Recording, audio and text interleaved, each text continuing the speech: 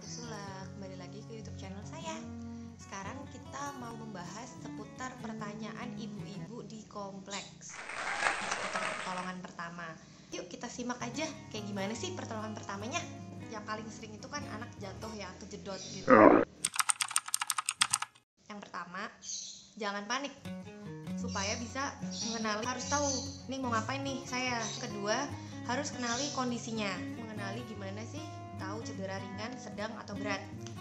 Kalau emang udah berat, ini nanti saya kasih tahu ya yang berat itu gimana, itu langsung bawa ya ke IGD atau telepon 119.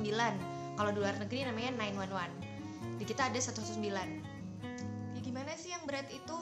Satu, anaknya itu dinilai kesadarannya. Dipanggil-panggil itu misalnya nggak bangun ya berarti dia nggak sadar dong. Atau misal udah dibangunin, dia sadar tapi terus tidur lagi kayak orang ngantuk, itu udah termasuk penurunan kesadaran. Tidak nafas. Nah, kalau udah nggak nafas, udah tanda kegawatan ya. Kalau misalnya ibu-ibu di rumah atau di rumah ada yang bisa ada yang sudah pernah pelatihan CPR atau resusitasi, bolehlah dilakukan. Tapi kalau misalnya nggak tahu caranya, udah langsung telepon 119 atau langsung ke IGD terdekat. IGD rumah sakit ya, jangan bawa puskesmas atau kemana-mana. Soalnya kalau di IGD itu lebih lengkap dan orangnya tuh pasti ada dokternya gitu. Kemudian apakah ada yang aneh? Seperti misalnya anaknya itu kejang, jadi matanya ngedelik ke atas, terus tangannya atau kakinya kaku, itu berarti ada perdarahan di otaknya yang memang ada di bagian yang nyentuh pusat kejang gitu. Kemudian apakah anak itu ada muntah? Nah kalau muntahnya langsung masif gitu, itu takutnya ada peningkatan tekanan intrakranial atau tekanan di dalam kepala. 3 ya, kalau misalnya nih emang ada tanda-tanda kegawatan tadi ya, langsung bawa ke IGD. Tapi kalau misalnya tidak ada tanda-tanda yang tadi seperti nggak ada penurunan kesadaran, kemudian masih napas, tidak ada muntah, tidak ada kejang, boleh di rumah dulu dengan dievaluasi 24 jam. Apabila anaknya nangis terus atau rewel, bisa diberikan obat-obat yang memang sedia di rumah seperti paracetamol atau ibuprofen. Paracetamolnya dosisnya harus tepat ya. Paracetamol sebenarnya dosisnya paling gampang nih ngitungnya. Kalau misalnya berat badan anaknya 8 kg, berarti paracetamolnya dikali 10 mg, 80 mg aja. Gitu, gampang kan? Diobservasi 24 jam. Kalau misalnya dalam 24 jam ada tanda-tanda kegawat daruratan tadi, langsung bawa ke IGD rumah sakit terdekat atau telepon 119. Kalau misal mau dirangkum itu tadi ya, kalau misalnya anak ada kejang atau penurunan kesadaran, yang lesu atau ngantuk atau tiba-tiba tidak napas atau muntah masif yang banyak gitu ya tanpa ada mual, ada ngeluh pusing atau sakit punggung, nah itu takutnya kan tulang belakangnya ada yang cedera. Jalan, dia kok jalannya jadi aneh, bawa ke IGD. Deformitas itu bentuk tubuhnya jadi aneh gitu, misalnya tangannya jadi jendol, takutnya patah tulang kan, bawa ke IGD. Atau bunda kok pandangan kelihatannya jadi nggak kelihatan, bunda kok jadi dua, bukan bundanya dua ya, tapi kok bundanya double gitu ya, itu berarti ada masalah penglihatan yang mungkin ada perdarahan di otak, itu bawa ke IGD. Nah yang terpenting jangan sampai jatuh lagi, jadi pikirkan tentang pencegahan. Kalau tempat tidur anak itu tinggi, gimana caranya? Ada pembatasnya atau pengamannya. Kemudian kalau misalnya taruh di kursinya itu yang ada seat beltnya buat anak, jadi tidak jatuh. Misalnya harus naik motor atau misalnya sepedaan, kalau bisa memang ada kursi yang khusus untuk anak. Atau kalau memang udah bisa naik motor sendiri, maksudnya nggak usah pakai kursi gitu, tetap pakai helm gitu.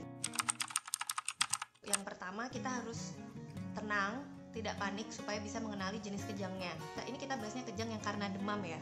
Kalau memang misalnya karena demam, biasanya kejangnya itu tipe yang seluruh tubuh. Jadi melibatkan penurunan kesadaran, kemudian biasanya mata anak mendelik ke atas. Nah, ini yang juga menakutkan, biasanya tuh rahangnya gigit. Dok, boleh nggak sih dikasih sendok mulutnya, masukkan sendok gitu ya, supaya lidahnya tuh tidak luka. Kalau misalnya nggak ada sendok, kasihnya stick es krim. Stick es krim ditahan untuk menahan lidahnya. Nah, tapi jangan pikir gampang ya, karena kalau pas kejang itu sininya udah tegang banget. Kemudian jangan kasih minum atau makan, aduh kasih kopi aja, kasih kopi kan biasanya gitu ya, kayak gitu kan. Itu nggak boleh ya, karena kalau anak kejang itu kan lagi nggak sadar. Kalau kita memasukkan something cairan atau apapun, takutnya malah membuat anak tersedak dan meninggalnya bukan karena kejangnya, tapi karena tersedak cairan masuk ke paru-paru, itu fatal. Jadi ketika kejang taruhnya di lantai aja ya, jangan di tempat tidur atau tempat yang tinggi, takutnya nanti jatuh. Terus kalau misalnya udah kayak muntah gitu, dimiringkan. Kenapa? Supaya tidak ke belakang dan tidak tersedak gitu. Kemudian kalau misalnya bajunya kencang, dilonggar-longgarkan, sabuknya dilonggarkan, kancing bajunya dilonggarkan. Dan dicek apakah ada perubahan warna kulit seperti kebiruan. Kalau emang iya, berarti kejangnya udah kelamaan. Nah, dari awal kejang sampai nanti dia berhenti itu harus dihitung berapa menit. Jangan sampai kurangi atau dilebih-lebihkan. Karena nanti kalau misalnya udah sampai ke UGD, itu nanti untuk dokternya menilai apakah ini perlu dirawat inap atau perlu penata laksanaan yang lebih masif atau lebih hebat lagi. Sebaiknya bawa ke IGD kalau kejang, meskipun kejangnya udah reda. Biasanya kalau misalnya kejangnya karena demam, itu 5 menit aja udah berhenti. Makanya apalagi situasi pandemi kayak gini, itu penting banget anak demam, udahlah bawa aja dulu. Kalau apalagi demamnya sudah 3 hari, atau apabila demamnya langsung tinggi sampai 40 derajat. Yang memicu kejang itu biasanya demam yang tinggi di atas 39 derajat Celcius. Bawa ke IGD itu selain itu apabila kejangnya di atas 5 menit.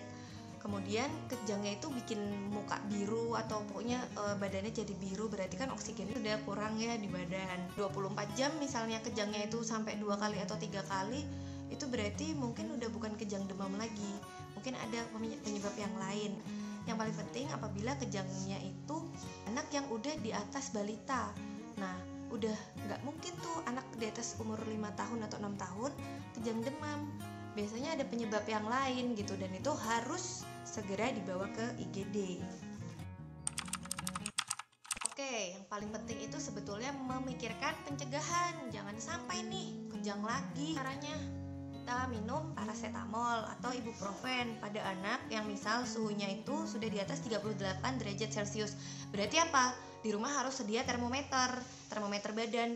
Ya dulu sih murah, tapi sekarang pas COVID ini termometer itu jadi serba mahal. Nah, cek suhu setiap 2 jam. Paracetamol itu boleh diberikan paling cepat itu 4 jam. Jadi cek suhunya tiap 2 jam, pas 2 jam yang kedua masih tinggi, masuk lagi paracetamol. Kalau misalnya masih bandel terus dalam sehari atau 2 hari, oke, bawa ke IGD. Berarti kejang demam yang normal, yang wajar itu terjadi pada anak yang usianya di bawah 5 atau 6 tahun. Ketika usia anak di atas 6 tahun dan masih ada kejang, berarti kita harus menyingkirkan kemungkinan kejang demam. Berarti apa dong dok? Kemungkinan bisa aja epilepsi. Harus dipantau oleh dokter anak. Ada pemeriksaan lebih lanjut namanya elektroensefalografi (EEG). Itu untuk menilai kelistrikan otak apabila anak sudah kejang di atas 5 atau 6 tahun. Atau misalnya kejangnya pada balita tapi kejangnya berulang, nggak ada demamnya, itu juga biasanya harus di EEG untuk cari tahu apakah ada epilepsi atau apakah ada tumor otak. Ya, dari saya jangan lupa like, comment, and subscribe-nya ya. Dadah.